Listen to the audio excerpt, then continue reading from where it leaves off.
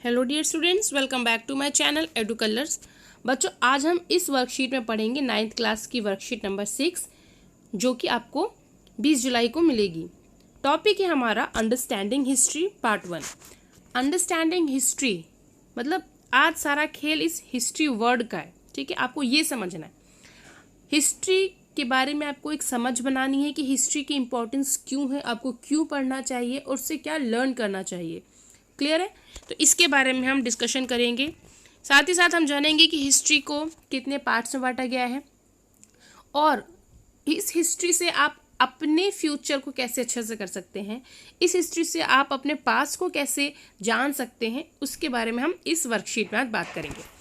So history is a very important subject for humanity. ठीक है, it is not just to know the what happen in the past but also helpful for us to live in present and build a better future. History just एक मानवता के बारे में जानने का इतिहास नहीं है, बल्कि इससे आप अपने इतिहास के बारे में जानकर अपने भविष्य को और अच्छा बना सकते हैं। ठीक है, अब हम देखें तो एक क्रॉनिकल एक ऑर्डर होता है जिसमें एक तरीके से सारी घटनाएं क्रमबद्ध तरीके से लिखी गई होती हैं। ठीक है ना, अकॉर्डिंग टू देयर ऑर्डर। ठीक है, किस तरह से कौन सी चीज़ें घटित हुई उस हिसाब से एक क्रॉनिकल एक ऑर्डर होता है, तो उसी हिसाब से सारी चीज़ें घटित हुई होती हैं, लिखी गई होती हैं। In other word, history is the name of the specific events of human beings. अगर हम दूसरे शब्दों में कहें तो हिस्ट्री क्या है? जो मानव हैं उनकी किए गए कार्य जो हैं, बस उसी का नाम हिस्ट्री है। These events and historical facts have been clarified certified on the basis of evidences. और ये सारी चीज़ें किस चीज़ पे सर्टिफाइड है? एविडेंस, जिसको आप हिंदी में कहते हैं स्रोत, साक्ष्य, सबूत। ठीक है, कोई तो सबूत होगा तभी तो पता चलेगा ना भाई कि इस मानव ने इस चीज़ में इस मेटल का यूज़ किया है, या ये फूड खाते थे, या ये इसके पिता का नाम ये था, या इसने इस वॉर में इसको हराया। ये सारी चीज़ें हमें कुछ किसी प्रूफ या एविडेंस के थ्रू ही तो पता चलेंगी, ऐसे तो हम कहानी नहीं कर सकते। World history is a study of major civilization during the last 3500 years ago.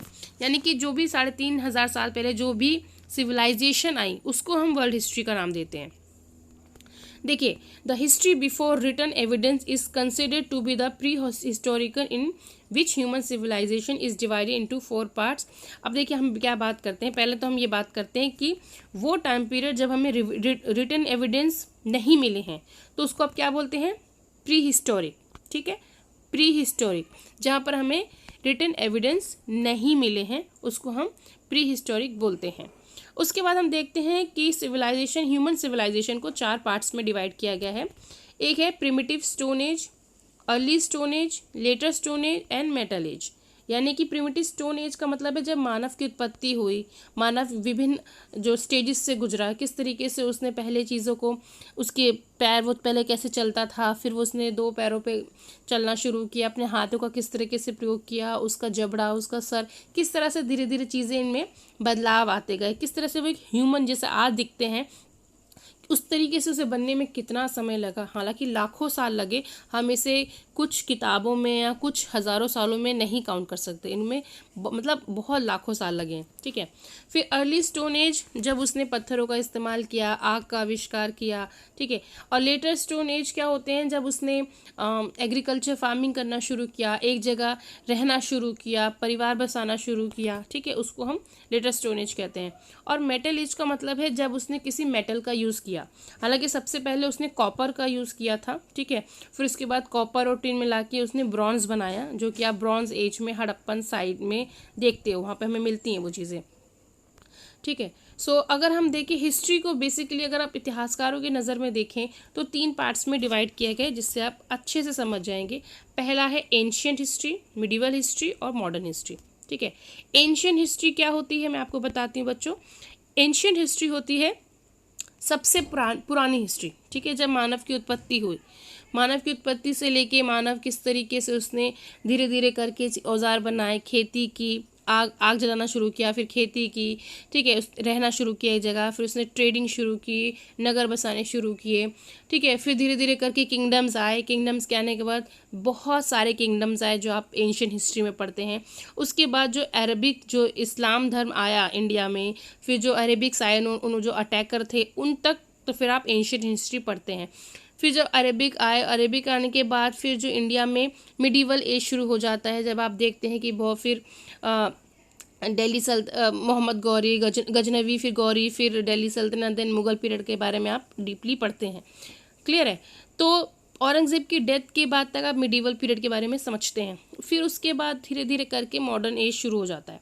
Modern age कहाँ तक चलता है? आपका आज़ादी तक, जब आपको फ्रीडम मिल जाती है तब आपका मॉडर्न एज वहाँ तक क्लियर होता है। ठीक है, सो ये चीज़ें आपको पता होनी चाहिए हमारे 3 स्टेज के बारे में, एंशिएंट हिस्ट्री, मिडीवल हिस्ट्री और मॉडर्न हिस्ट्री। उसके बाद हम बात करते हैं कि हम किस बेस पर जानते हैं कि ये चीज़ें घटित हुई, या किस चीज़ पे, जो हम प्रूफ की बात कर रहे हैं, प्रूफ क्या होते हैं। तो देखिए, स्टोन टूल्स होते हैं, फॉसिल्स होते हैं। फॉसिल्स क्या होते हैं? फॉसिल्स मतलब जैसे मान लो ये चट्टान है, यहाँ पर कोई जानवर मर गया है, ठीक है, कोई लिविंग थिंग मर गई और वो फिर इसी चट्टानों में चिपक गई, तो वो कई लाखों सालों के बाद क्या होती है, वो उसे हम फॉसिल्स कहते हैं। तो उससे हमें पता चलता है कि यहाँ पे कौन रहता था, या जैसे कौन से जानवर पाए जाते थे। तो फॉसिल्स हो गई, पोट्री हो गई, मतलब बहुत से राज दरबार में कवि होते थे, वो साहित्य लिखते थे, लिटरेचर लिखते थे। ठीक है, गुफाओं में पेंटिंग्स हमें मिली हैं। ठीक है, ये सारी चीज़ें हमें मिली हैं जिससे कि हमें पता चलता था कि उस समय लोग क्या करते थे, क्या खाते थे, कैसे रहते थे, कौन सा किंगडम था, किसने किसको हराया, कौन से युद्ध हुए, सारी चीज़ें हमें इन्हीं जो हमें जो प्रूफ हैं, जो हमें हमारे जो सोर्स हैं उसके द्वारा पता चलती हैं। ठीक है, आप यहाँ पर कुछ चीज़ें देख सकते हैं, जैसे ये जो पेंटिंग आप देख रहे हैं, ये आपको केव्स में देखने को मिलती है।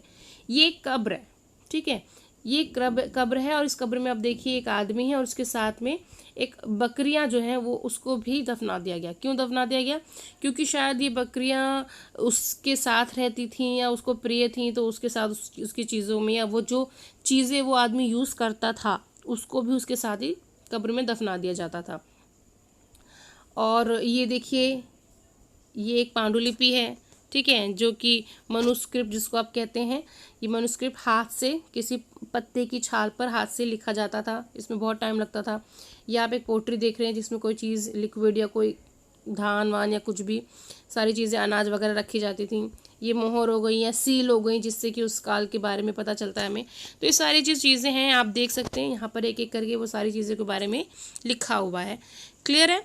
तो अब आगे बढ़ते हैं और हम ये देखते हैं कि बच्चों आपको अपने हिस्ट्री के बारे में क्या पता है। आपकी फैमिली की भी तो एक हिस्ट्री होगी, वो पहले कहाँ रहते थे, ठीक है, वो वहाँ से छोड़कर कहीं और शिफ्ट क्यों हुए, क्या था, पूरी हिस्ट्री के बारे में आपको अपनी फैमिली हिस्ट्री के बारे में भी पता होना चाहिए।